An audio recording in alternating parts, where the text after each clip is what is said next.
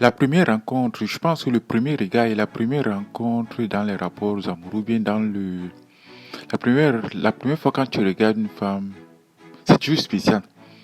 Parce que le premier regard est déterminant. Et peu importe ce qui se passe après, personne ne peut revenir sur la première fois que vous vous êtes rencontrés. Quand une femme sort ou de matin, ou bien quand elle se fait belle et elle sort, elle ne peut jamais savoir comment la journée va se dérouler. Elle ne peut pas prévoir qui elle va rencontrer, quand elle va rencontrer la personne et ce qui va se passer.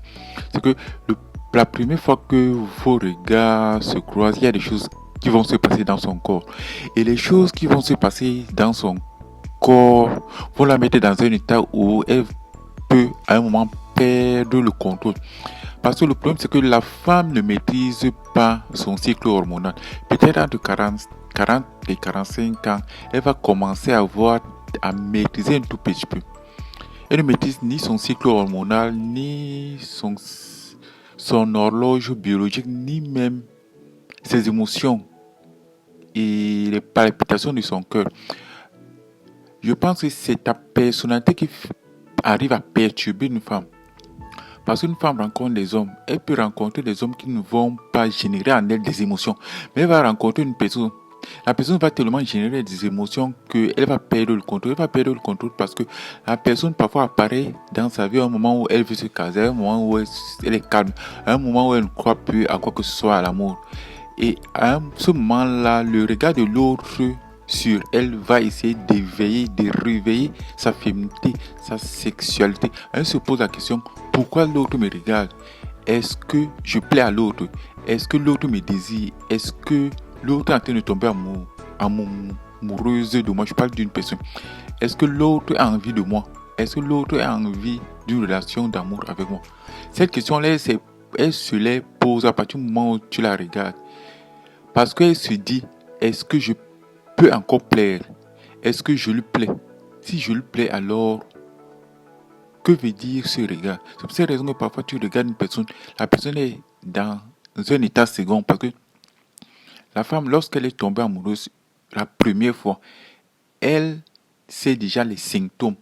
Elle sait que lorsque je rencontre une personne, que la personne me fait de l'effet, mon visage va rougir, j'ai le cœur qui bat plus fort. J'ai du mal à respirer. J'ouvre la bouche parce que je veux chercher ma respiration. J'ai les seins qui vont gonfler. J'ai les lèvres qui vont gonfler parce que c'est gorgé de désir et de plaisir. Elle sait à peu près qu'elle est obligée de se toucher le visage, de se caresser le visage pour essayer de calmer sa tension sexuelle qui naît. Le problème, c'est que lorsque ça se passe, elle est à la fois bouleversée parce que elle ne peut pas contrôler cela. Elle n'a pas prévu ce genre d'émotion. Elle sait pertinemment qu'au cours de sa journée, elle va rencontrer des hommes et que durant cette journée, il y a une seule personne qui va générer ce genre d'émotion. Lorsque ça arrive une fois, elle est en pleine panique, elle ne sait pas comment réagir. C'est pour cette raison qu'il y a deux manières de se comporter pour elle. Donc, soit elle va fuir la personne qui a généré ces émotions-là, soit elle va appeler sa copine pour essayer d'en parler, pour essayer d'extérioriser cet événement perturbateur.